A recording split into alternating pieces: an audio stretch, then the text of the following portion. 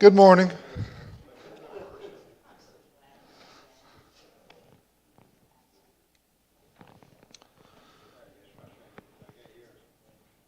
So this is our final lesson on Messianic prophecy.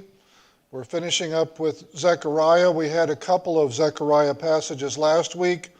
We mentioned that Zechariah is almost entirely a book of visions, and that an angel typically appeared to help interpret the vision for Zechariah. So in most cases, it's pretty straightforward as to what we are talking about.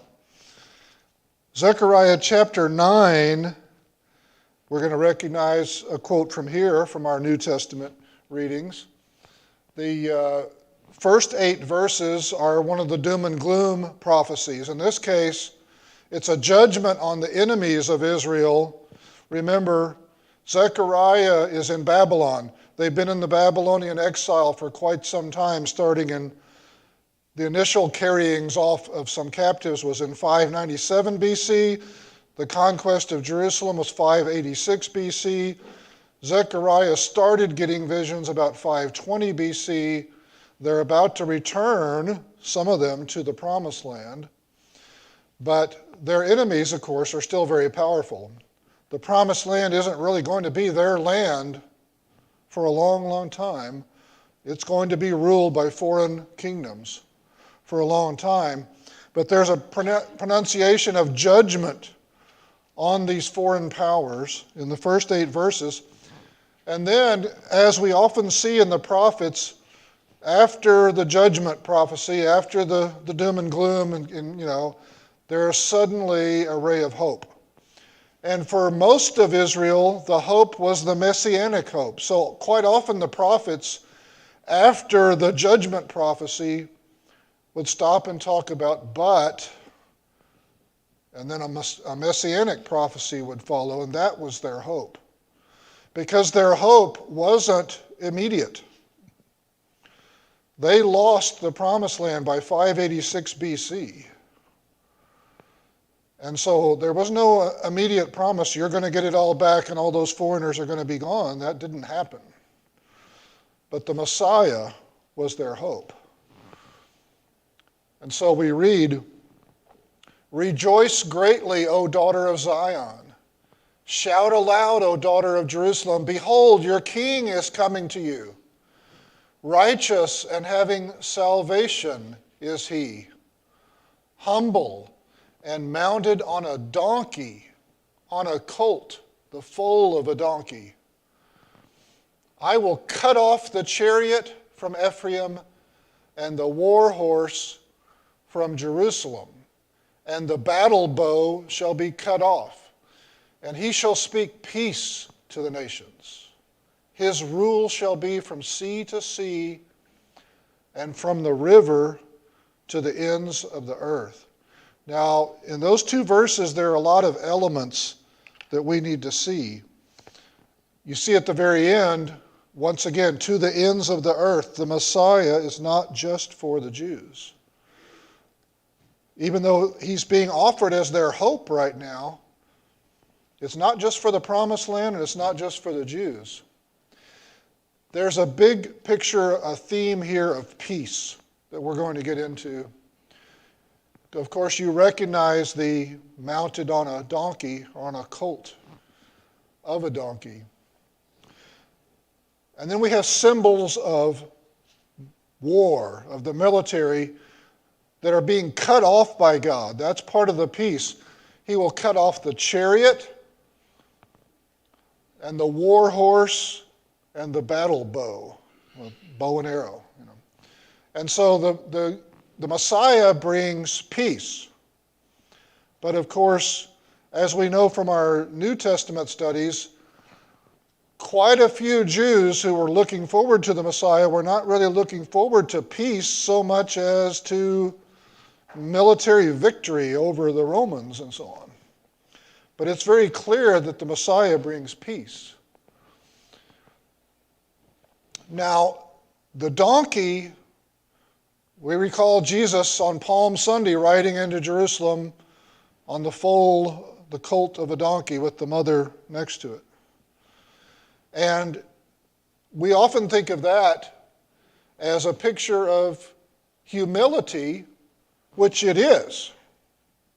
But it's not just humility.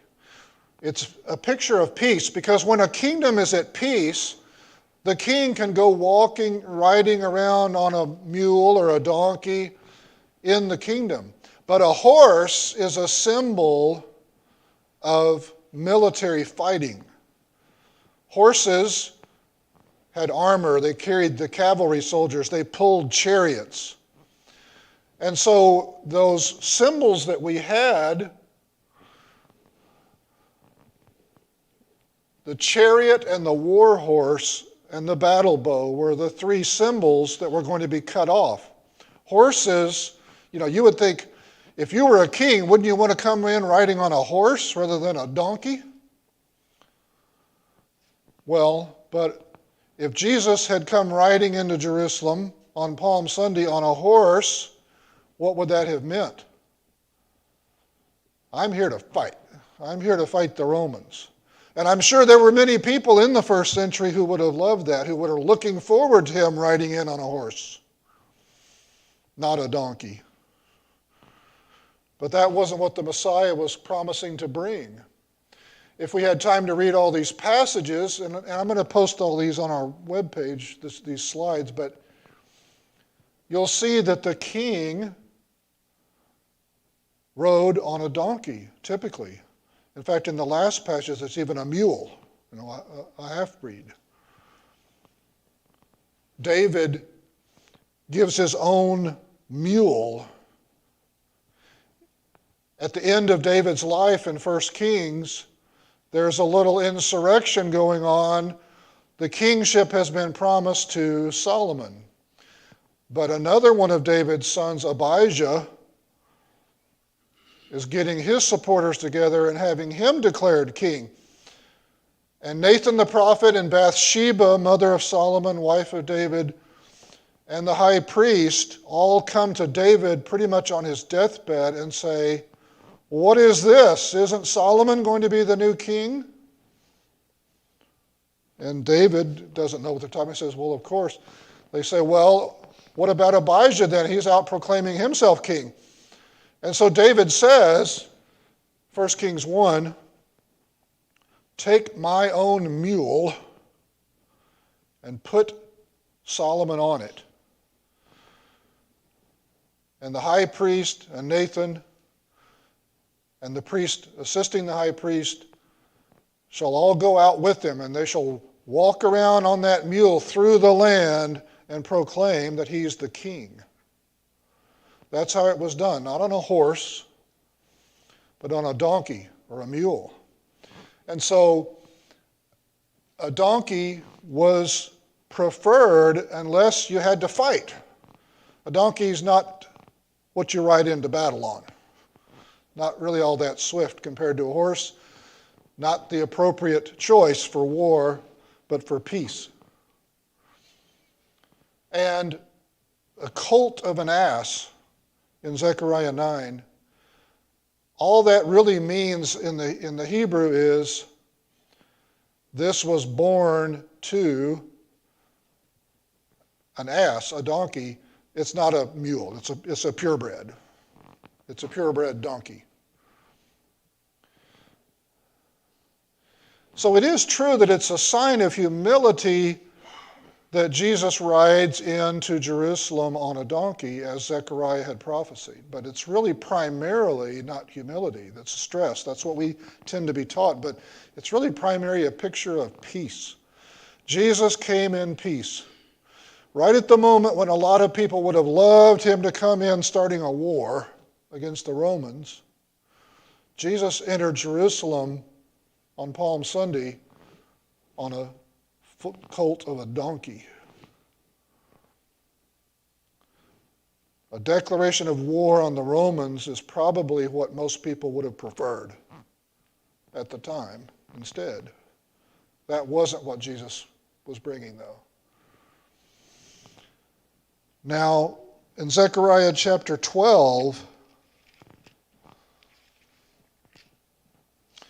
we have for at least the third time, a reference to the Messiah being pierced. Jesus was pierced by nails on the cross and pierced by the spear of a soldier after he was dead. And Isaiah also had references to the piercing, and David in the Messianic Psalms. So it was prophesied that the Messiah is going to suffer, he's going to be killed, he's going to in particular be pierced. There's the first 9 verses are another doom and gloom prophecy. Jerusalem's going to be surrounded and besieged, and huge armies are going to be around her someday. Now, that's kind of odd because remember when this is.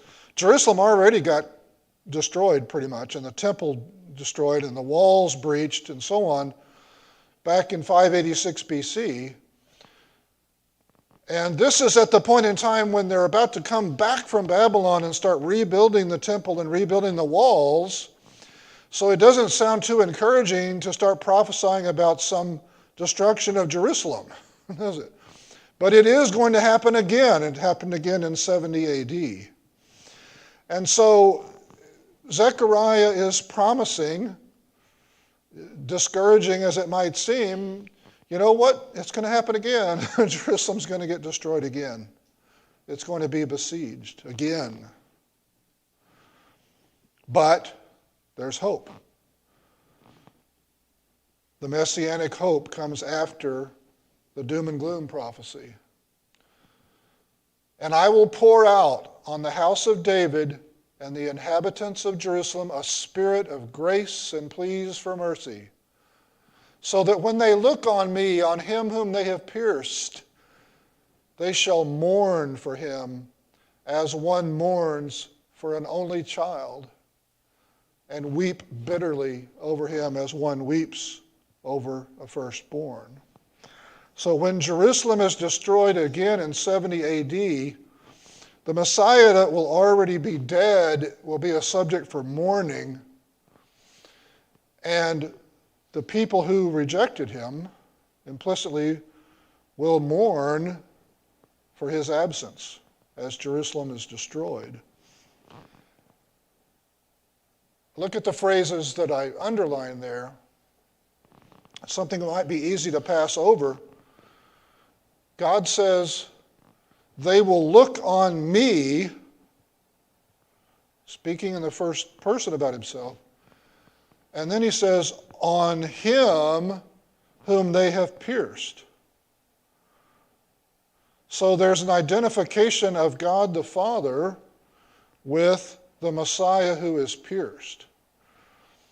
Now, this isn't a full-blown teaching of the doctrine of the Trinity that they could understand, but think about the implications.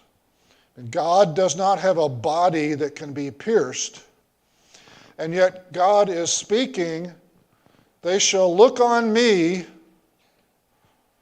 on him who they pierced.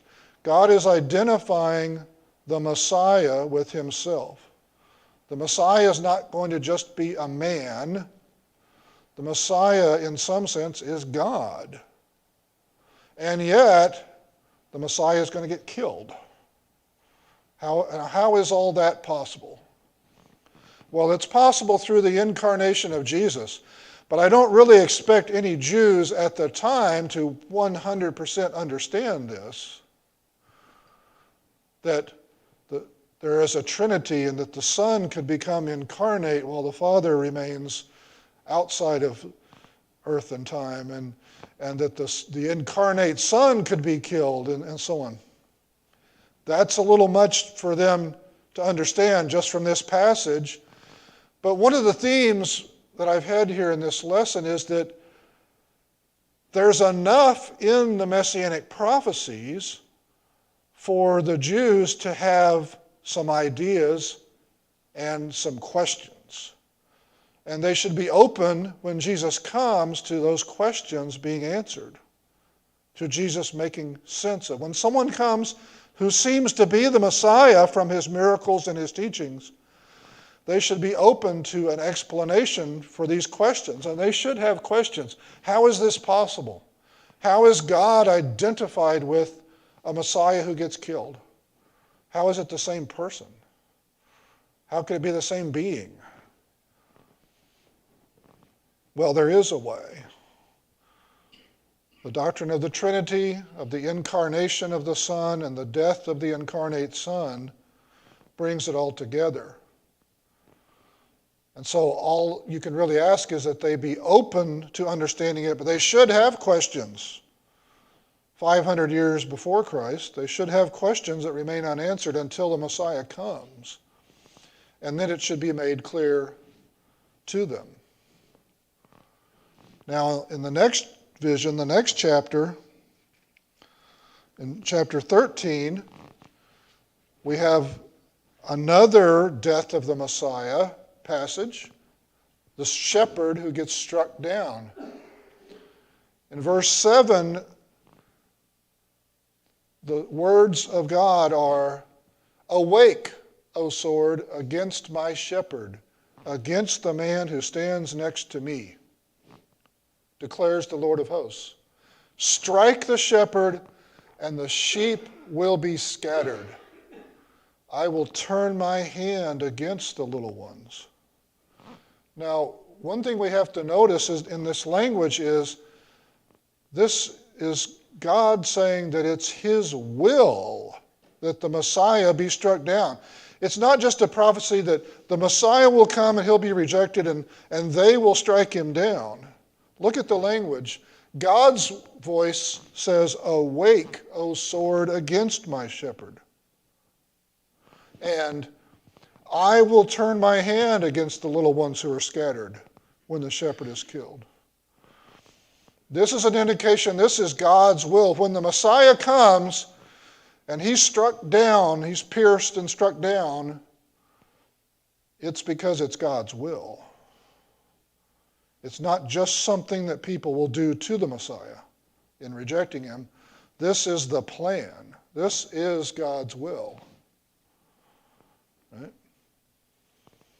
And the language there is not just that it'll happen.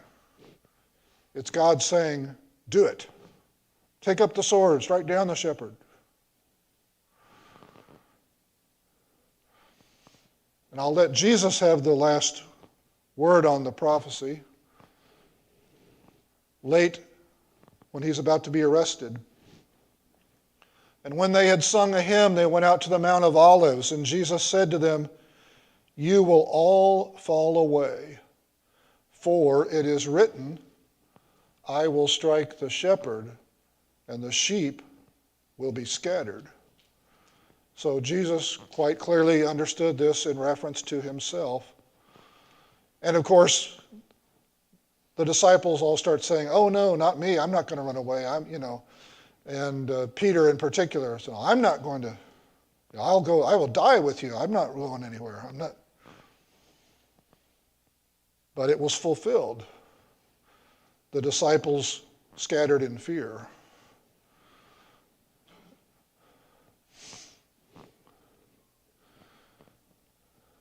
So just to summarize briefly what we've seen as the themes in this class, the prophecies of the Messiah stretch from beginning to end, from Adam and Eve until 500 years or less before Christ. In fact, into the book of Malachi, which we haven't had time to look at. But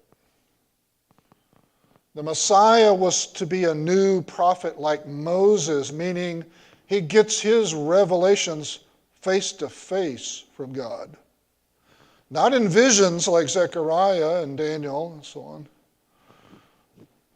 But the Messiah speaks face to face with the Father and delivers the Father's word, not by trying to figure out what some vision means. He actually gets the words of God, just like Moses got the words of God and wrote them down in the law. Moses got tablets even with the Ten Commandments. Moses got direct revelation from God. He didn't have dreams in which God put it in his head. He had direct communication. And a prophet like that is going to be the Messiah.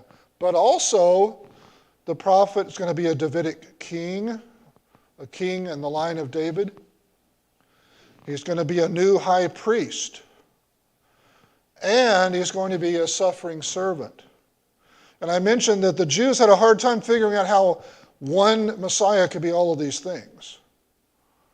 Because in the Old Covenant, a Davidic king is descended from David, that's the tribe of Judah. A priest is in the tribe of Levi. It wouldn't even be possible for one man to be the new high priest and the new Davidic king. But as Jeremiah said, there's going to be a new covenant, a covenant written on your hearts. God said, I'm going to give you a new covenant. And in that new covenant, apparently it is possible. Now, once again, they might have some questions. How is this possible? But they should be open to finding out how it's possible when the new covenant comes, right?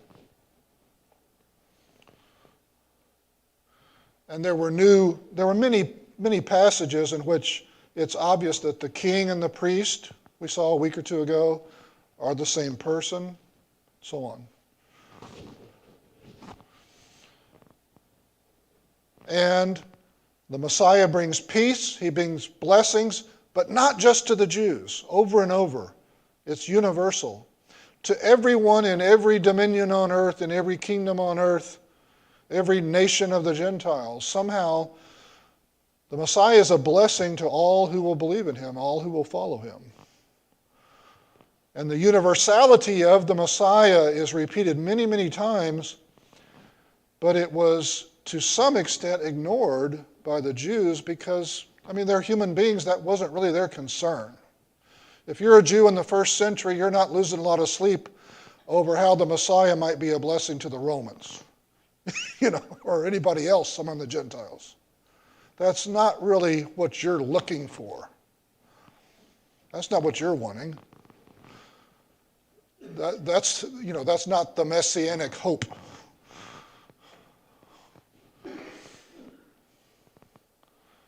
And at the beginning, we mentioned that there's a lot of ways in the New Testament that Messianic prophecies are quoted.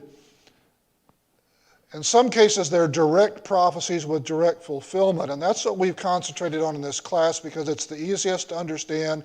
It's the most convincing.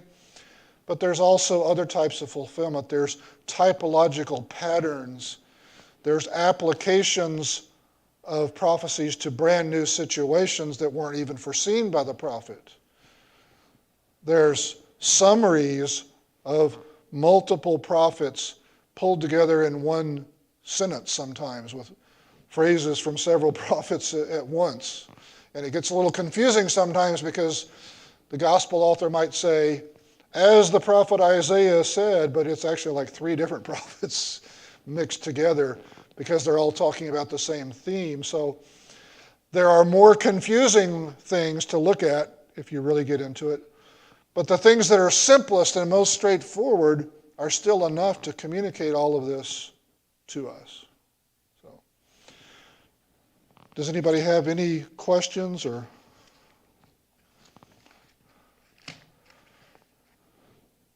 Thank you for your attention.